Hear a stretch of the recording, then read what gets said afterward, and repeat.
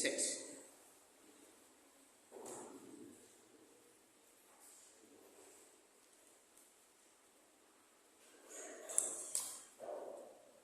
Los versículos 14 al 23.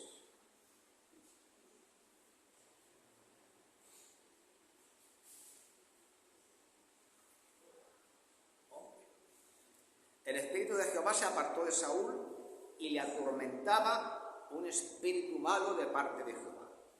Y los criados de Saúl le dijeron: he aquí ahora un espíritu malo de parte de Dios te atormenta. Diga pues nuestro Señor a tus siervos que están delante de ti, que busquen a alguno que sepa tocar el arpa, para que cuando esté sobre ti el espíritu malo de parte de Dios, él toque con su mano y tengas ánimo. Y Saúl respondió a sus criados: buscadme pues ahora alguno que toque bien y traedme. Entonces uno de los criados respondió diciendo: he aquí yo he visto al hijo de Isaí de Belén, que sabe tocar y es valiente.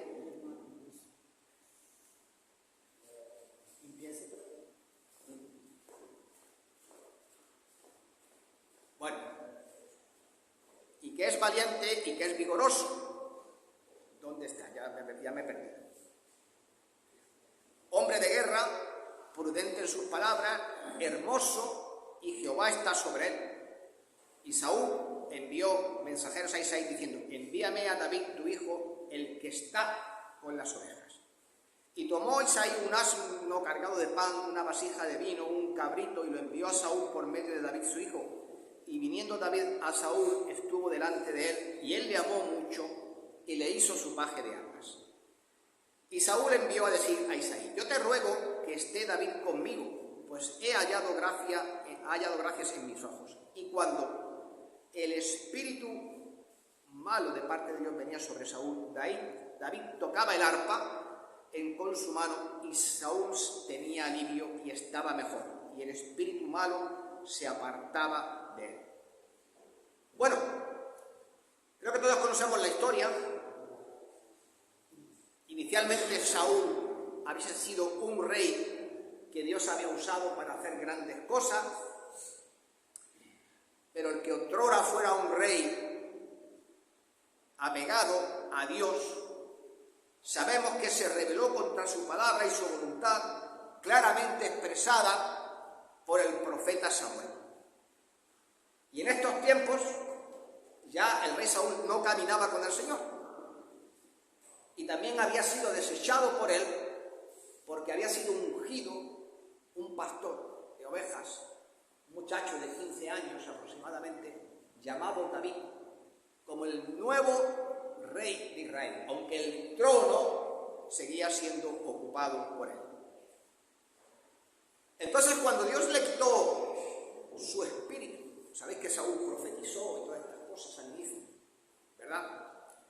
Permitió que Saúl fuese presa de un espíritu malo, fuese presa de la depresión, fuese presa de arrebatos violentos, y era un hombre que estaba lleno de celos, era un hombre que además se había vuelto paranoico. Y en su esfuerzo, los sirvientes de Saúl, por ayudar al rey, sugirieron que encontrara a alguien que supiera tocar el arpa, como hemos leído. Porque muchos creían que la música podía calmar el espíritu del rey Saúl. Ya sabéis ese dicho que dice: la música amansa a las fieras. Efectivamente. Y parece que esto funcionó con el rey Saúl, por lo que dice en el versículo 23, que cuando David tocaba el arpa con su mano sentía alivio, ¿no? Y estaba mejor. Bueno, pues en este contexto de lo que desgraciadamente pasó con el rey Saúl, es cuando David entra en escena. Y como ya había dicho, aunque David había sido ungido como rey, sin embargo no podía ocupar el trono porque todavía estaba vivo Saúl. Pero creo que Dios utilizó este tiempo para prepararle ese día. Así que Dios usó muchas herramientas para trabajar con el rey David, incluso la locura del rey Saúl. Y así que, para que él fuese después el rey, ¿no?, que todos sabemos que llegó a ser.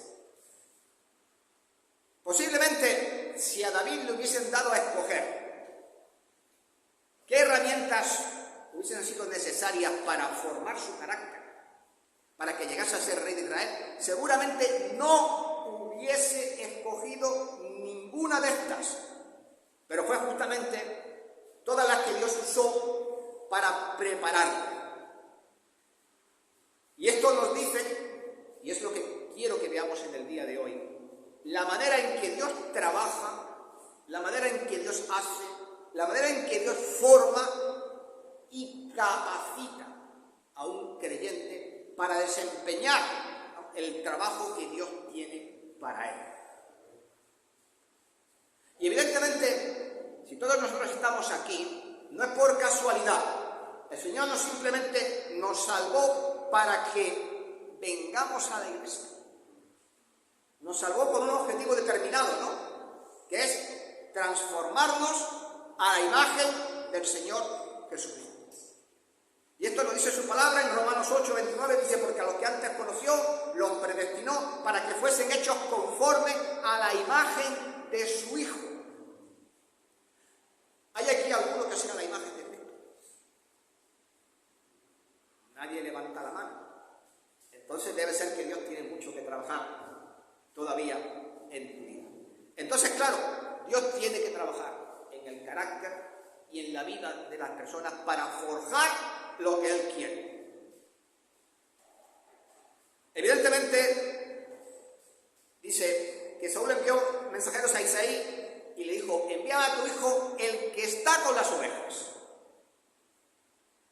David, al ser pastor, os podéis imaginar, pasaba innumerables días solo allí en las colinas de Judea, pastoreando el rebaño de ovejas de su padre. Dormía muchas noches y tenía el cielo estrellado como el cielo, ¿no?, y la naturaleza era, en alguna manera, su aura, donde él aprendió también, evidentemente, valiosas lecciones para su vida. Porque vamos a ver, ¿qué aprendió en el campo estando solo? Pues aprendió a estar a solas con Dios. Aprendió a tener comunión con Dios en medio de la soledad. Y aprendió a escuchar su voz. Y a estar en paz consigo mismo. Y no hay dinero, hermanos, que creo que pueda comprar esas cosas. Hoy día es raro que estemos a solas. Desde que uno se levanta por la mañana ya está el televisor, o la radio, o la familia, o el WhatsApp, a los que algunos están todo el santo día ahí, dale que te pego, ¿sabéis? Pero necesitamos un tiempo donde estemos sin ruido y sin la actividad de todos los demás. El Señor Jesucristo daba valor a pasar tiempos a solas con Dios. Y leemos, por ejemplo, en Marcos 1:35, levantándose muy de mañana, siendo aún muy oscuro, salió y se fue a un lugar desierto, donde no había nadie. Y dice, y allí oraba. Y allí tenía un tiempo con Dios. Yo os pregunto, ¿tenéis un tiempo desierto? Esto es fundamental. ¿Sabéis que uno se levanta por la mañana y ya empieza la actividad? Porque cuando no es el teléfono, cuando no es el televisor, cuando no es el amigo, cuando no es el atención con el compañero, cuando no es el trabajo, cuando no sé qué. Y llegan las 12 de la noche y ya ha pasado el día y dice, bueno, no he leído, no he orado, no he hecho nada. ¿Os suena familiar esta historia? Seguro que es la historia de todos. Pero todos necesitamos un tiempo con Dios, lejos del ajetreo, lejos del bullicio, y hay un lugar donde, tiene que haber un lugar en la vida de cada uno donde uno pueda comunicarse con Dios en secreto, sin voces, sin distracciones y sin otras cosas que reclamen nuestra atención. Moisés, Juan Bautista, el apóstol Pablo, siervos prominentes del Señor, fueron capacitados para el servicio de Dios. ¿Y sabéis qué? ¿Cómo lo hicieron? ¿Qué herramienta usó Dios para hacer de ellos los líderes que fueron? La herramienta de la soledad. ¿Cuántos años se tiró Moisés cuidando los rebaños de Jetro? 40.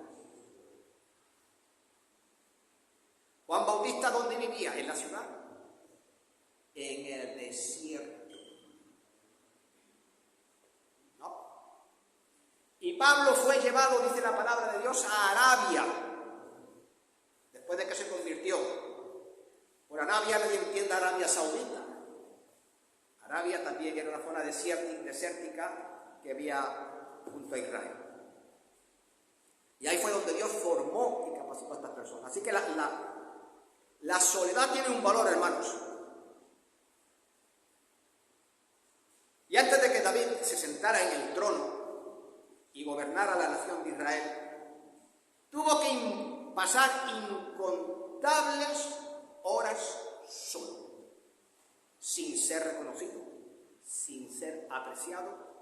Día tras día pasaba David tiempo con las ovejas de su padre en las colinas de Judea, donde nadie lo veía. Y ahí aprendió valiosas lecciones, y estas lecciones conformarían, fijaros bien, el carácter del rey David en el futuro. Secretamente, donde nadie le veía, aprendió a ser fiel con sus responsabilidades, cuidar las ovejas de su padre, aunque nadie le estaba vigilando. No sea como su hermano, ¿no? Su hermano, ¿sabéis lo que hacían? Se escaqueaban del trabajo siempre que podía, pero él permanecía fiel. Aprendió lo que es humildad. ¿Sabéis por qué? Porque el oficio de pastor era un oficio mal considerado en el Israel de aquella época. Y podríamos decir que era un oficio impuro, porque tienes que estar con el ganado, con las cosas que el ganado hace, y claro, cada vez que tenías que ir al tabernáculo, al templo, a donde fuera, te tenías que purificar, lavarte y todas estas cosas. ¿Entiendes? Entonces, tuvo que aprender eso también. Tuvo que aprender eso. Aprendió también a estar alerta. Porque, no solamente porque tenía que cuidar las ovejas de los depredadores que había en el campo, os recuerdo que se tuvo que enfrentar a un león y a un oso para salvar su propia vida estando allí. Así que uno puede ver cómo Dios te puede enseñar muchas cosas, incluso cuando uno está solo, que no hubiese aprendido de ninguna manera si él hubiese estado directamente en el palacio. En el palacio hubiese aprendido otras cosas, pero esto seguro que no. ¿Y sabéis dónde fue entrenado? Donde nadie le veía. Y cuando finalmente le dieron atención, ¿sabéis qué le pasó a él? No se le subió a la cabeza. Aprendió que no tenía a nadie a quien agradar, sino solamente al Señor. Así que fijaros cuántas cosas se pueden aprender siendo un humilde pastor. Y hermanos, Dios siempre entrena a su pueblo en lo privado, antes de usarlos en público. Muchos ejemplos hay en la Biblia. Antes de que Elías Carmelo y se enfrentase a los profetas de Baal, tuvo que aprender a estar a solas con Dios. No ocurrió eso en el arroyo de Cristo, donde Dios le envió. Y antes que Eliseo fuese el profeta de Dios, tuvo que aprender a estar en un segundo plano, ¿verdad?, bajo la autoridad del profeta Elías.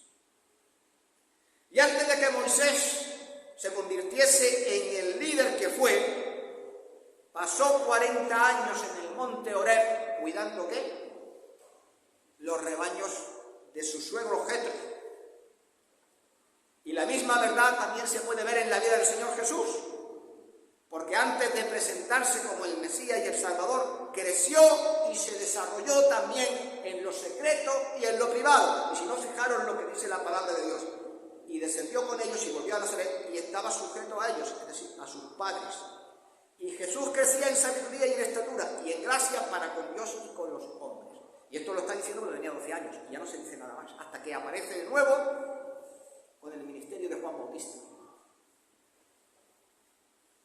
Luego, evidentemente, si el Señor Jesús llegó a ser lo que fue, ¿por qué? Tuvo que aprender muchas cosas en ese tiempo.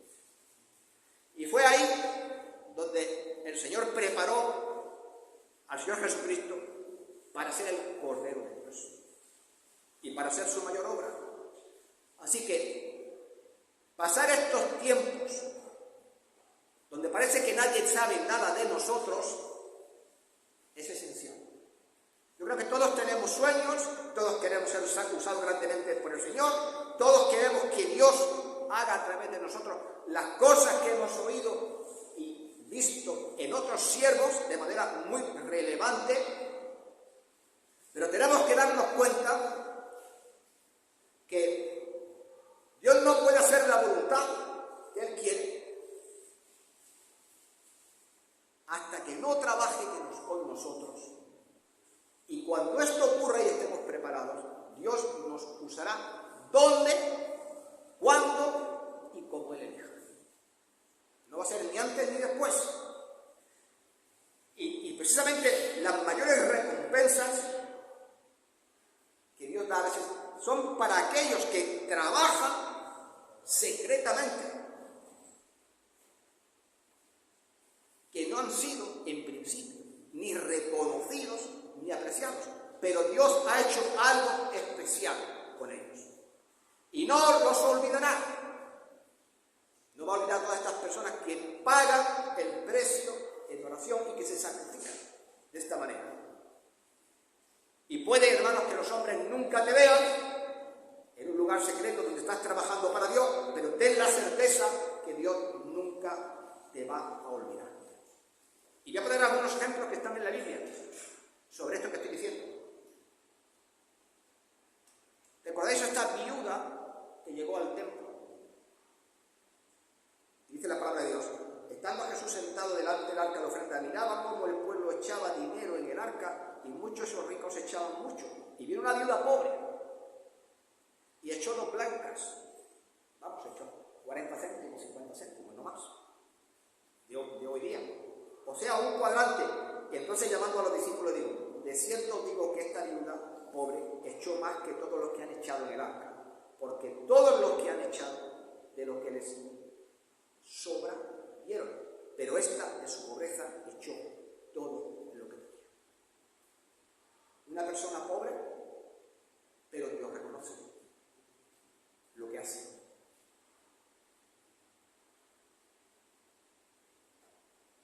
Tenemos otro personaje en la Biblia llamado Hugo. ¿Os suena? ¿Sabéis quién era Hugo? Pues cuando se estaban en la batalla enfrentándose el pueblo de Israel y los amalecitas,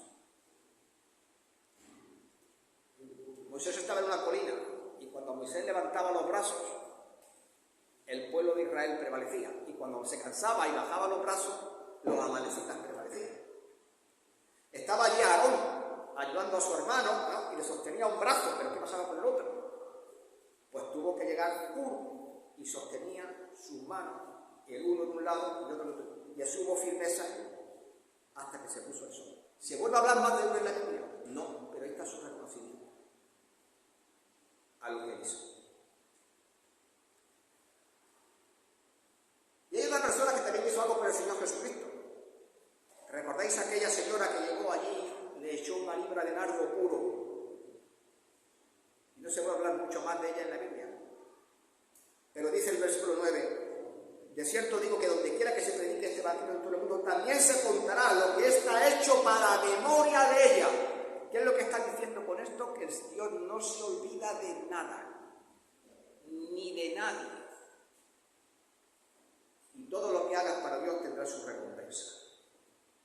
Puede que Dios te use públicamente, puede que no, pero a medida de que te capacita y te entrena, Él se glorifica y tú crecerás espiritualmente. Y eso, hermano, es lo que realmente importa. David, hermano, se dedicaba a la monótona tarea de cuidar las ovejas de su padre. ¿Os podéis imaginar? Un día igual, otro día igual, otro día igual. Sin embargo, la rutina y la monotonía hizo que aprendiese a ser un hombre de Dios. Haciendo las mismas cosas día tras día, aprendía una lección que todos los cristianos tienen que aprender: ser fieles. ¿Verdad? Podría tumbarse allí debajo a la sombra de un árbol y olvidarse de la tarea. Pero no, allí estaba cuidando de sus ovejas.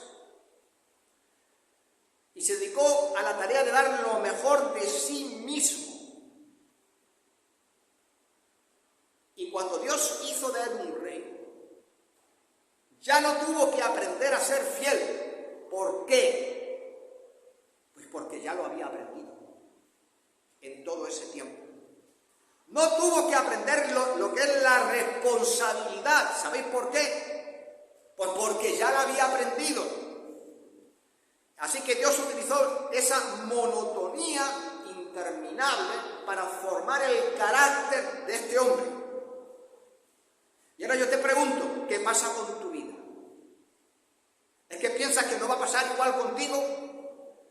Porque a menudo un día se funde con otro día y vemos como nuestra vida es una existencia aburrida, monótona, y a veces parece que no vemos que Dios esté obrando, incluso en los tiempos estos que parecen una rutina, parece que Dios no está haciendo nada. ¿Cómo que no está haciendo nada? Sí que está haciendo, estás aprendiendo cosas como las estaba aprendiendo David. Entonces tú aprendes en esa especie de monotonía y rutina interminable a ser fiel en las cosas pequeñas. Aprender a ser fiel a Dios, y a medida que aprendes en la fidelidad, en las cosas aparentemente insignificantes de la vida, entonces y solo entonces es cuando Dios te va a dar mayores responsabilidades. ¿Recordáis la parábola de los talentos? El Señor le dijo: buen siervo y fiel, sobre poco has sido fiel, ¿sobre qué? Sobre mucho te pondré. Esto nos lleva a una interesante pregunta. ¿Cómo estamos de fidelidad tú?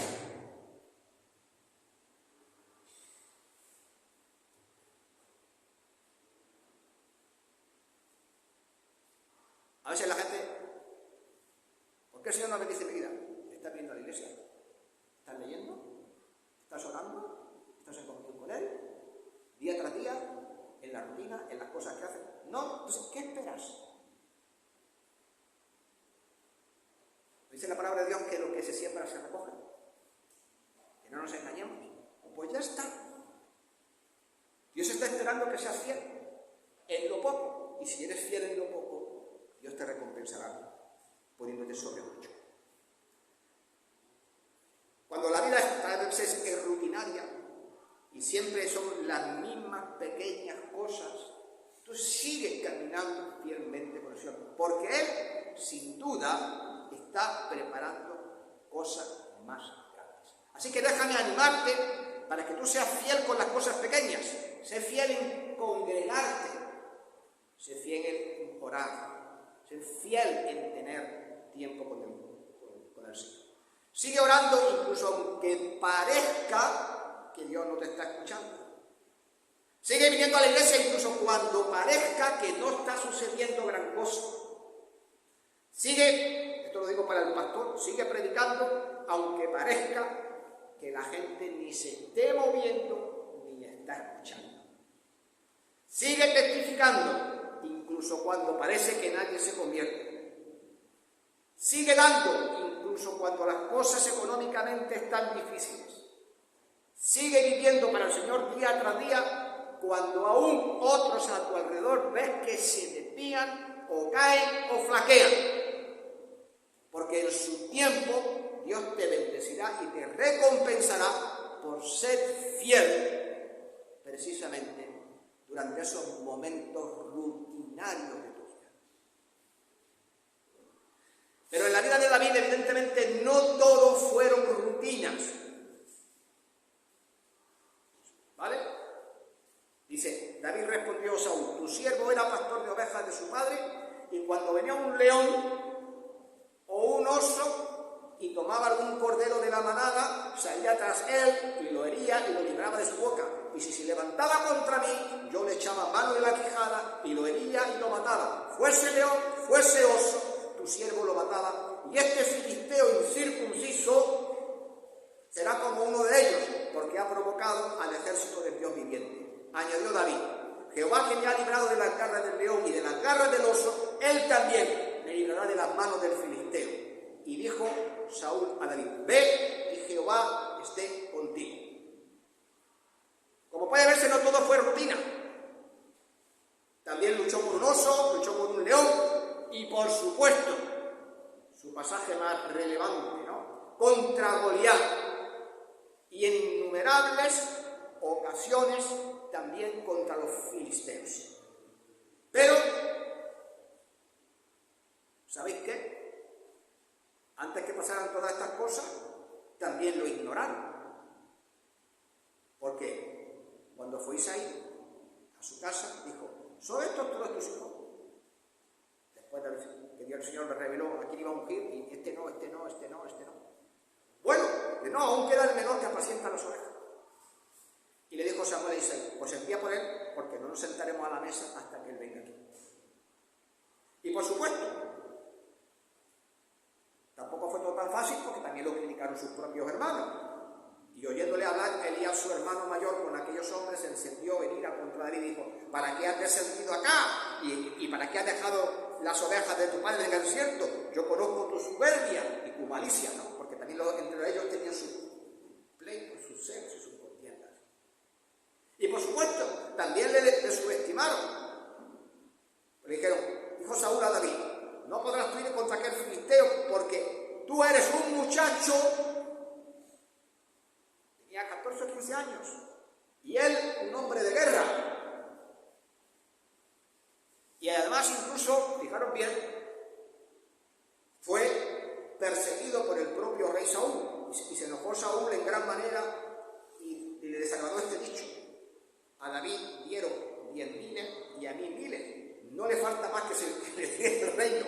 Y desde aquel día Saúl no miró, ¿qué dice la palabra de Dios?, con buenos ojos a David. Y arrojó su lanza diciendo: clavaré a David en la pared, pero David lo evadió 2 veces. Seguramente esta es otra de las herramientas que a nadie le gusta, que es la herramienta de la adversidad. Pero es una herramienta con la que Dios también usa, ¿no?, para formar a las personas. Porque a veces la monotonía se ve quebrada por la adversidad y por la dificultad. Nadie disfruta en un momento de prueba, pero cuando Dios quiere moldear a sus hijos para cosas más grandes, no es de extrañar que te vayas, que te envía a un valle de la sombra de la muerte, como dice el Salmo, a una tormenta o a un tiempo de lucha. El propósito de de estos tiempos, ¿no?, que Dios usa, no es precisamente hacerte daño, sino hacerte crecer. ¿Qué dice Romanos 8:28? Todas las cosas obran para bien. Esto es, a los que conforme a sus propósitos son llamados. Porque a los que antes conoció, también los predestinó para que fuesen hechos a la imagen de su Hijo, para que Él sea el primogénito de entre muchos hermanos. Todo obra para bien. Pero cuando estas cosas están pasando, ¿quién lo dice? No estás en medio de la tormenta, ¿verdad? Pero, ¿qué te está enseñando en esos momentos el Señor? Paciencia, fe y depender de Él. Y para hacer esto, para crecer en paciencia, ¿qué te envía Dios? Pruebas. Y nada nos enseña más sobre el amor de Dios que Él nos guíe en las pruebas. Y esa es quizás la dificultad, que en medio de las pruebas buscamos cualquier tipo de salida menos la que Dios nos está mostrando. Y casi todos los hombres de las Escrituras, hombres y mujeres, aprendieron en el horno de la aflicción. ¿Recordáis a José? Pasó muchas pruebas. ¿Sabéis quién eran Ananías, Misael y Azarías? Sadrac, Mesach y Abednego. ¿Pasaron pruebas o no? ¿Daniel pasó pruebas? ¿Elías pasó pruebas? ¿La viuda de Sarepta pasó pruebas? ¿Noé pasó pruebas? ¿La viuda de Naín pasó pruebas? ¿Marta, María y Lázaro pasaron pruebas? ¿Jairo, el propio ladrón en la cruz, en el último instante de su vida? Todos pasaron por pruebas, hermano. Y Dios permitió que David pasara por lugares dificilísimos para poderlo usar en el futuro. A nadie le gusta, ¿sabéis con qué se afila un cuchillo, no? Con una piedra de esmeril. ¿Sabéis lo que es una piedra de esmeril, no? Es abrasiva. Si el cuchillo pudiera hablar, cuando le pasan por la piedra, ¿qué pensáis que diría? ¿Qué? Cógete una lija y pásate por la piel, porque es la misma sensación. No le gusta. Pero si no pasa por la piedra, deja de ser un cuchillo porque tampoco le gusta. Y a veces no hay más remedio. Por supuesto, no todo el mundo, cuando pasa por las pruebas, responde bien. Algunos se enfadan, algunos abandonan al Señor y, por supuesto, claro, no crecen. Y si os dais cuenta, la vida se puede condensar en esto que voy a decir. Un 10% de las cosas son las cosas que nos suceden. Pero el 90% restante es cómo respondemos a lo que nos sucede. Porque eso determina qué va a ser de nuestra vida. Job, todo el mundo sabe, tuvo que soportar pruebas, luchas y aflicciones. Pasó por todo esto, pero también demostró tener un corazón rendido hacia el Señor.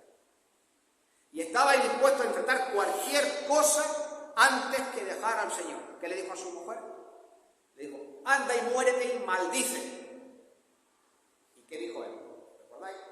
Como mujer fatua has hablado. Recibiremos de Dios el bien y no recibiremos acaso el mal. Y ahí está el ejemplo. Pues que, hermanos, que Dios también nos ayude a todos nosotros a no despreciar la herramienta de la aflicción, la herramienta de las luchas, porque eso forma el carácter mucho más rápido que cualquiera de las otras herramientas que Dios pueda usar en nuestra vida, aunque a nadie le guste a priori. Bueno, hermanos, a medida que David se perfeccionaba, Dios estaba formando a un niño, chavalito de 15 años, en un hombre que se iba a convertir en rey. El versículo 18 dice: entonces uno de los criados respondió diciendo: he aquí, yo he visto al hijo de Isaí de Belén, que sabe tocar.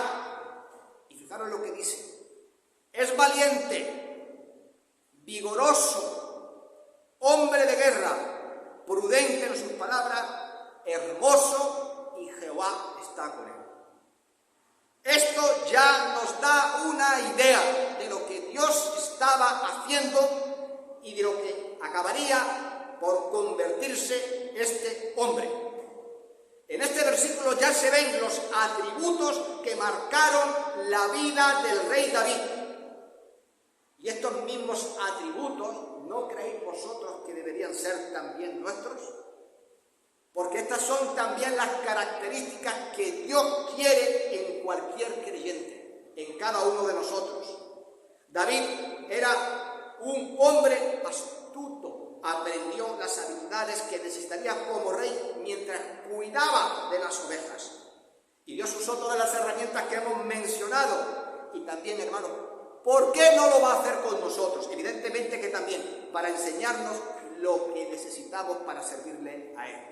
Era un hombre capaz, se le llama varón fuerte, valiente y hombre de guerra. Esto está hablando del coraje, del valor que había desarrollado mientras era un pastor conduciendo los rebaños por lugares difíciles, mientras luchaba con los leones y mientras luchaba con los osos y defendía el rebaño de su padre de las fieras, y no nos olvidemos también de los filisteos. Así que fue un carácter forjado por la mano del Señor. Y por eso Él demostró ese valor, hermanos. Y eso le fue necesario para cuando llegó a ser rey. Era un hombre inteligente. Dice en el versículo que hemos leído que era prudente en los asuntos. ¿Sabéis lo que esto dice? Que era sabio a la hora de hablar. No abría la boca para decir tonterías. Sabía cuándo tenía que hablar y sabía cuándo tenía que callar y escuchar. Y esto fue un cargo, esto fue algo que le hizo mucho bien como rey. Y creo que todos nosotros también deberíamos aprender esa lección. Dice Proverbios que en la lengua de los sabios se usa rectamente el conocimiento, pero la boca de los necios derrama necedad. Así que hay que saber cuándo hay que hablar, y tan importante como saber cuándo hay que hablar, es tan importante o más saber cuándo hay que callar y no decir. Y hay otro proverbio por ahí que no recuerdo, no puedo decir tanto, dice que el necio cuando calla se le tiene por sabio. ¿No dice tontería? Luego también hay otra cosa, dice que era un hombre hermoso. Pero no solamente está aquí hablando de la apariencia física, porque era un hombre bien parecido, pero de su encanto personal. David era alguien que, en una personalidad que atraía a la gente. Eres esta clase de persona con la que gusta estar. ¿Dónde lo aprendió? En el yunque de Dios. Ahí fue donde aprendió. Aplicando todas las herramientas que Dios puso sobre su vida. Y por último, era un hombre consagrado, porque fijaros lo que dice, el versículo dice, que Jehová estaba con él, y anduvo de por vida con el Señor. Era una persona especial por fuera, pero también era una persona especial por dentro. Y esta es la característica que a veces se forja en la soledad, en los secretos, en las luchas, como hemos aprendido. Así, esto hizo que él fuese, como dice la palabra de Dios, un hombre conforme al corazón de Dios. Porque eso es lo que las Escrituras dicen de él. Ahora, déjame hacerte una pregunta. ¿Te tiene Dios a ti en su taller? ¿Está usando Dios sus herramientas contigo en estos días? ¿Te ha puesto sobre el yunque? ¿Sientes los golpes mientras que te moldea para que seas lo que tengas que ser? Pues hermanos, cualquiera que puedan ser las herramientas que el Señor esté aplicando en tu vida, déjame animarte a rendirte y no a ser rebelde. Deja que el Señor trabaje contigo, porque Él no está tratando de hacer daño, lo que está tratando de hacer es que tú crezcas espiritualmente. Y porque Él ha puesto su mano sobre ti, como hemos leído, Él está tratando de forjarte a su imagen. Y te quiero recordar una cosa, que el alfarero, tomando el símil del alfarero y el barro, nunca está más cerca del barro que cuando pone sus manos sobre él, para darle forma y convertirlo en un vaso de oro. Entonces tú puedes mirar tu vida y decir que está pasando lo mismo que pasó con David. Tú puedes ver la evidencia de que el Señor está trabajando en tu vida, porque si no es así, y si has estado luchando contra su voluntad, entonces te desafío, pero para que te sometas, porque Dios quiere hacer contigo como hizo con el rey David. Amados hermanos, que el Señor os bendiga.